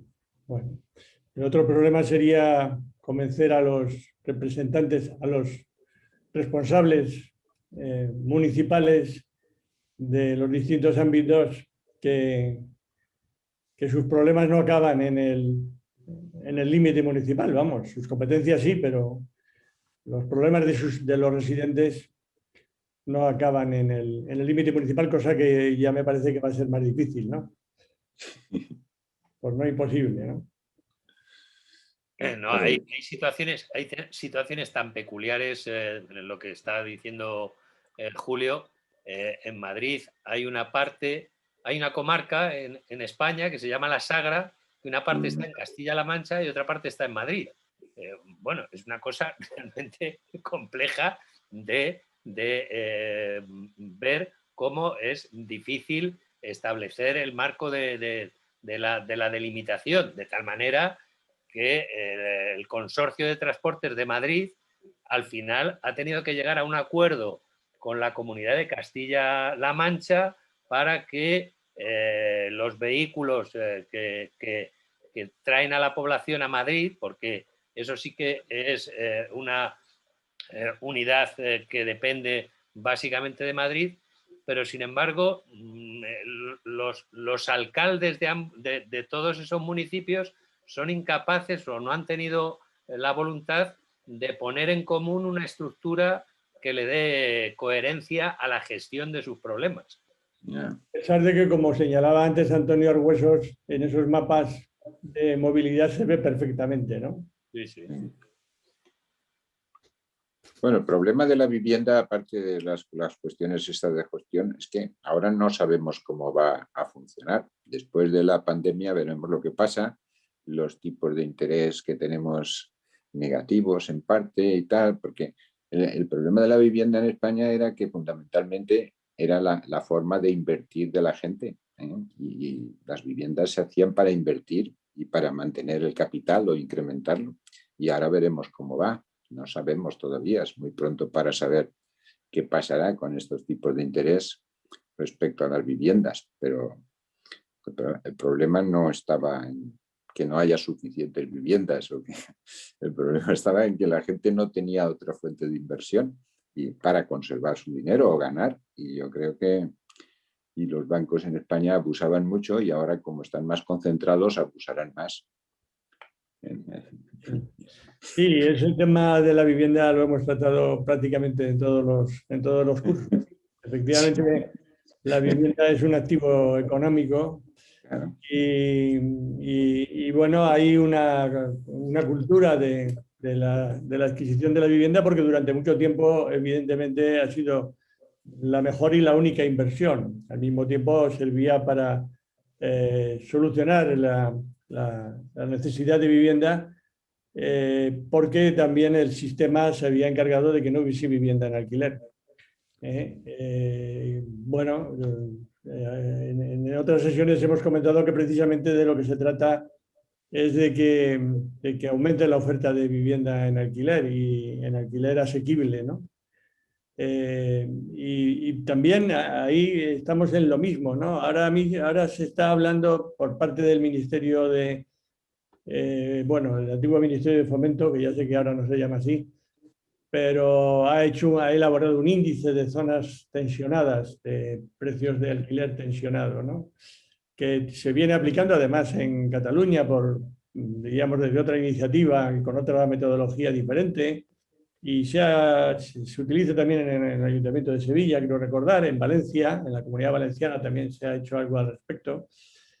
Y bueno, pues es algo que operativamente es muy complicado, pero que desde luego volvemos a lo mismo. Dice, un área tensionada que es un barrio administrativo de Madrid, un distrito, claro, en Madrid hay distritos que son mayores que muchas provincias, digo, mayores desde el punto de vista del número de residentes, ¿no? Mayores que muchísimas provincias españolas. Pero bueno, son espacios muy heterogéneos y sin embargo sigue primando esa idea tan rígida de decir, no, el límite administrativo es este y de aquí no nos movemos ni un pelo, ¿no? Porque este es el barrio, este es el distrito, este es el municipio Y claro, pues la verdad es que eso, desde un punto de vista racional, desde un punto de vista de efectivamente querer conocer cómo funcionan las cosas, es un error metodológico desde el principio, ¿no? Pero bueno, habrá que, yo no quiero darle la imagen de pesimismo, simplemente es, como decía antes Chema, es el llevar muchos años peleando con lo mismo, ¿no? Pero yo creo que vamos mejorando, yo creo que vamos mejorando. No, yo con lo que nos ha contado hoy Antonio y de las posibilidades que se perciben a corto plazo, yo creo que es como para estar muy satisfecho en esas claves. No tanto en la coordinación de los ámbitos territoriales, porque va a aparecer a cortísimo plazo, ya está empezando a aparecer algo que antes he enunciado, que es la desbancarización del interior de nuestro territorio. Es decir, las posibilidades de que las personas que están en torno a los 60, 60 y tantos años, que les queda todavía un largo trecho de vida, no van a tener capacidad ni posibilidades de tener una estructura bancaria de forma prácticamente inmediata, porque se está reconvirtiendo a tal velocidad que va a ser uno de los elementos adicionales a añadir a la falta de servicios que se da en el interior del territorio o en la España que está despoblada. Sí, pero Chema, eso no va a ser solo para la España despoblada. Eso es más bien para todos aquellos que no manejen el móvil con agilidad, ¿no? Porque también tienes razón, efectivamente. El dinero físico desaparecerá enseguida o todo lo rápidamente que les interese, ¿no? O sea que no será el problema más grave de esa España vaciada. A mí me gusta señalar que cuando se habla de la España, yo diría que despoblada o con menos población, se suele olvidar que se está hablando de un territorio de un enorme valor en sí mismo.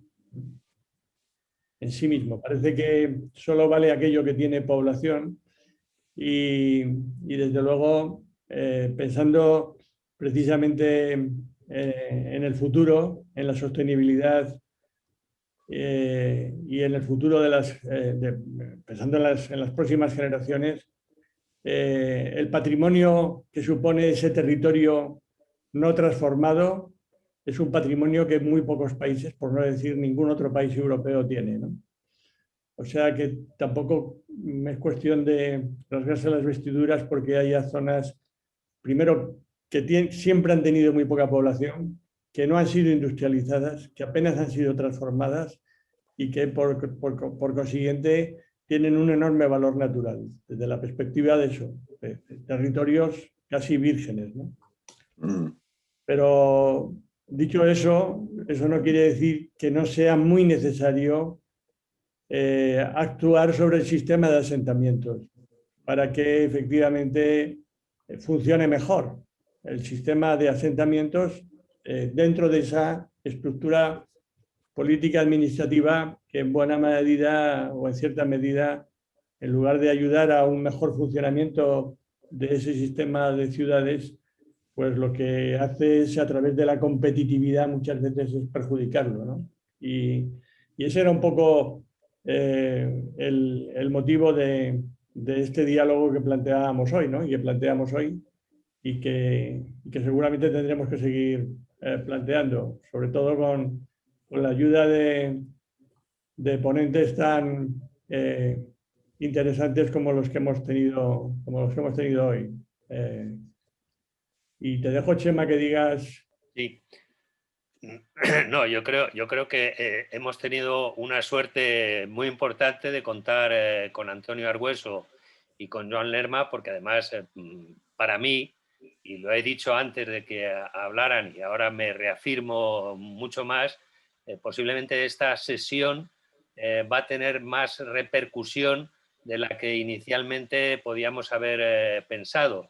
Seguramente cuando lo abordamos en este curso, pensamos en esta última sesión como una referencia necesaria a cómo debe evolucionar la gestión de los territorios que tienen dificultades, y después de las aportaciones que habéis hecho, yo no solamente no soy pesimista, sino que creo que es posible abordar estas soluciones. Tanto lo que ha dicho Antonio en los progresos que se van haciendo sobre la capacidad de poder tener datos con los que desde la investigación podamos seguir avanzando en buscar o intentar aportar soluciones, como desde el ámbito del análisis político más profundo en las necesidades de esa situación que nos ha aportado Joan Lerma. Yo creo que podemos todos estar convencidos de que si seguimos en esta dinámica es posible que vayamos encontrando soluciones, y sobre todo que haya mucha gente que tiene responsabilidad de hacerlo, que se vaya convenciendo de que es absolutamente imprescindible cambiar el modelo que tenemos en la gestión del territorio. Entre otras cosas, por esto último que ha dicho Julio. No solamente es un problema de perder población, es un problema de no perder nuestro patrimonio más importante, que es el patrimonio natural que siempre ha tenido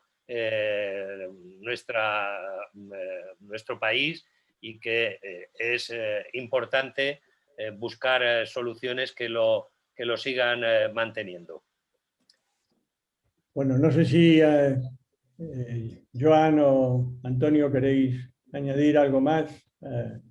Antonio Palacio también está ahí vigilando el chat, pero... Bueno, sí, dejadme que meta una pequeña cuña. Cuando decimos que vamos a disponer de información a corto plazo y tal, a mí no me gusta tanto hablar de las cosas que van a ocurrir a corto plazo, porque parece que siempre estamos hablando del futuro. Yo invito a los asistentes y a vosotros a que vayáis ahora mismo, cuando tengáis un rato, a la primera página del País y veáis lo que se ha publicado. Porque está ahora mismo en primera noticia, ¿no?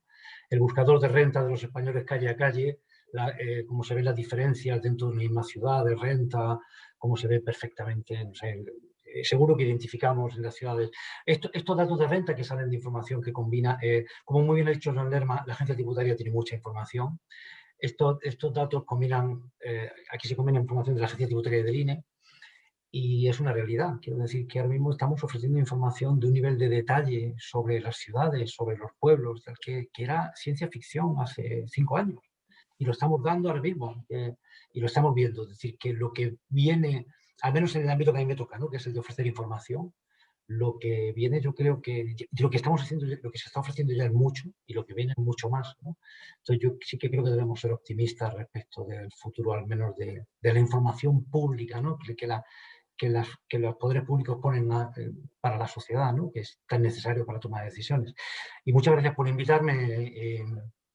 Ha sido un placer también compartir la sesión con Joan Lerma. Encantado de eso. No, gracias a ti, Antonio. Espero que tengamos ocasión de vernos pronto. Joan. Pues yo, desde luego, agradeceros que me hayáis invitado y decir que yo soy muy optimista, a pesar de que no sea esa la opinión general. Yo creo mucho en la labor de las administraciones, y creo que las administraciones se están modernizando de una manera muy considerable, y en estos últimos años, aunque la gente no lo sabe, nos estamos modernizando mucho.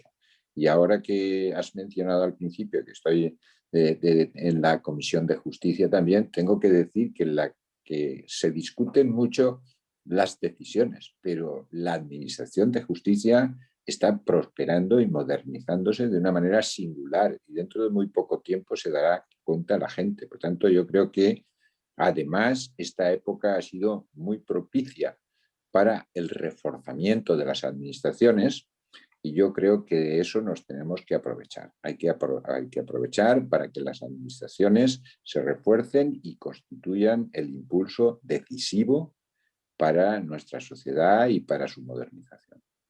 Pues nada, nos quedamos con estos dos mensajes optimistas, ¿eh? ¿Qué falta hace? Muchísimas gracias a los dos. Y a todos vosotros.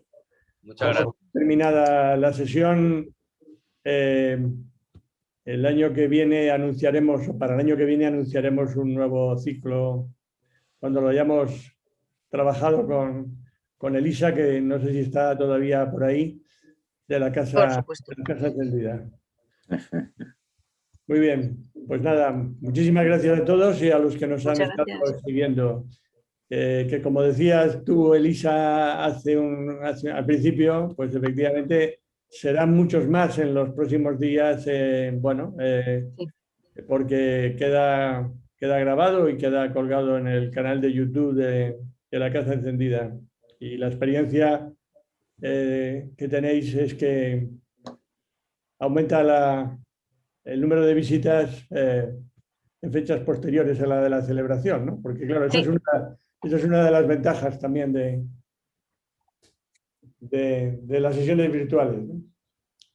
Totalmente. Muchísimas gracias de todas formas por la sesión tan interesante, a todas las personas por estar aquí y nada, esperamos que lo sigáis disfrutando en el canal de YouTube, como decía Julio.